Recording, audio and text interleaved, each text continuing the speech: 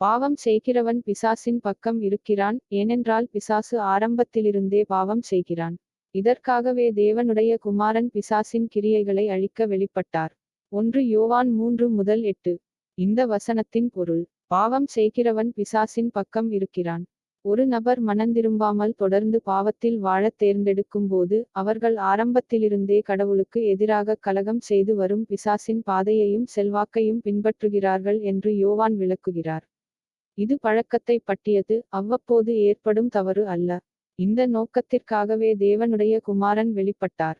பாவத்தின் சக்தி, ஏமாற்றுதல் மற்றும் இருள் ஆகியவற்றிலிருந்து மக்களை விடுவிக்கும் தெய்வீக பணிக்காக இயேசு உலகிற்கு வந்தார். பிசாசின் கிரியைகளை அழிக்க வேண்டும் என்பதற்காக.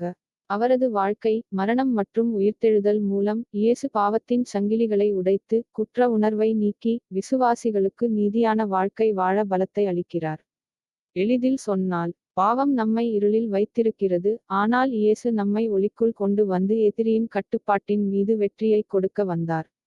சிறுகதை விளக்கம்: ஒரு கிராமத்தில் டேனியல் என்ற இளைஞன் வசித்து வந்தான். எல்லோரும் அவனை மதித்தார்கள். ரோகன் என்ற ஒரு தீயவனைத் தவிர, அவன் எப்போதும் மற்றவர்களை திருடவும், பொய் சொல்லவும், சண்டையிடவும் தூண்ட முயன்றான். ஒரு நாள், ரோகன் டேனியலுடன் நட்பு கொண்டு மெதுவாக அவனை தவறான பழக்கங்களுக்கு இட்டுச் சென்றான்.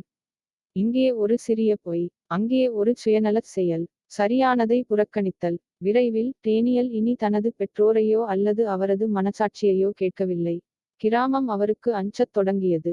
ரோகன், இதுதான் சுதந்திரம், நீங்கள் விரும்பியதைச் செய்யுங்கள் என்று கிசுகிசுத்தான். ஆனால் உள்ளுக்குள் ஆழமாக டேனியல் சங்கிலியால் பிணைக்கப்பட்டதாக உணர்ந்தான். ஒரு மாலை, ஒரு ஞானமும் அன்பும் கொண்ட ஆசிரியர் கிராமத்திற்கு வந்தார். அவர் டேனியலின் கண்களை பார்த்து, இவர் நீங்கள் இருக்க படைக்கப்பட்டவர் அல்ல.